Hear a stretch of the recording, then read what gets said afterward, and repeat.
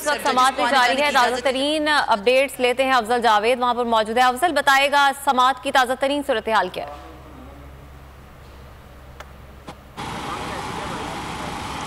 देखिए, इंतहाई अहम नुकता जो इमरान खान साहब के वकील हैं डॉक्टर बाबर अवान साहब, उन्होंने एक बार फिर कमरा अदालत में जज इंसदाद दहशतगर्दी राजा जवाद अब्बास साहब के सामने उठाया। उनका ये कहना है कि आइन की कौन सी शिक कहती है कि तफ्तीश के लिए इस मुकदमे में थाने जाना ज़रूरी है।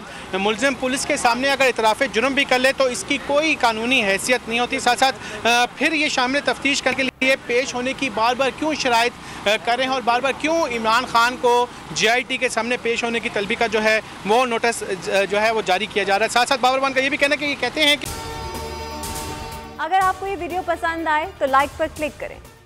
अदलिया और आवाम जो है इमरान खान से जो है खौफजदा हो गई है और बाबर वन का ये भी कहना है कि JIT और तफ्तीशी अफसर को 2 मरतबा बयान इमरान खान जो है तहरीरी तौर पर लिख कर दे चुके हैं, लेकिन इसके बावजूद भी JIT की जो टीम है जो इस मुकदमे में नॉमिनेटेड है वो इमरान खान को बार बार तलबी के नोटिस जो है वो जारी कर रहे हैं। बाबर वन ने अदालत को ये भी बताया कि जब से ये पुलिस आई है वकला को थानों में जाना पड़ रहा है। वकला थाने गए तो कहा गया कि चीफ कमिश्नर के ऑडिटोरियम में आ जाएँ। मैंने इमरान खान से पूछे बगैर ऑफर की कि इन्वेस्टिगेशन करनी है तो अदालती अहाते में की जा सकती है। एक बड़ी पेशकश जो है डॉक्टर बाबर वन की जानिब से दी गई कि अगर पुलिस की JIT टीम ने इस मुकदमे में अगर इमरान खान को तलब करना है या इमरान खान से कोई इन्वेस्टिगेशन करनी है, वो अभी जो है इस जुडिशल कम्प्लेक्स में मौजूद हैं, कमरा अदालत में मौजूद है, तो यहाँ पर अहाता अदालत में इमरान खान के साथ इन्वेस्टिगेशन की जा सकती है। और बड़ी पेशकश की गई है जज इंसदाद दहशतगर्दी के सामने कि बाबर वन साहब का यही कहना है अपने दलाइल में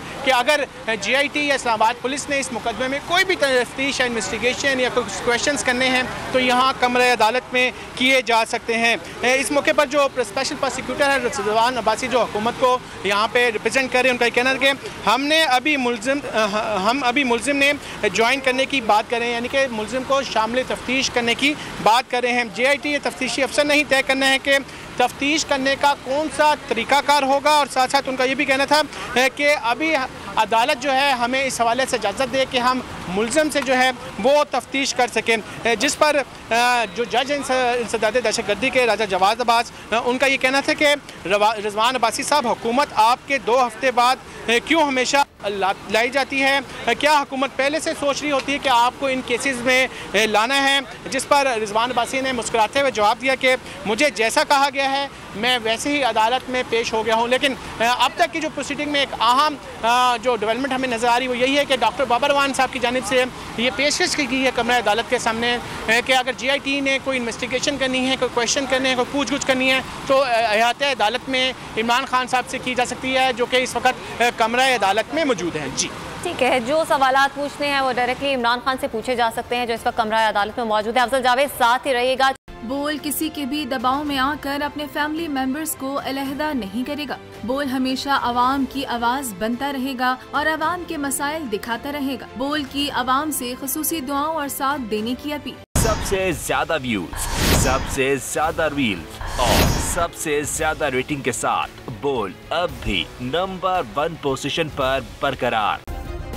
सब्सक्राइब करें और बेल दबाएं ताकि कोई खबर रह न जाए।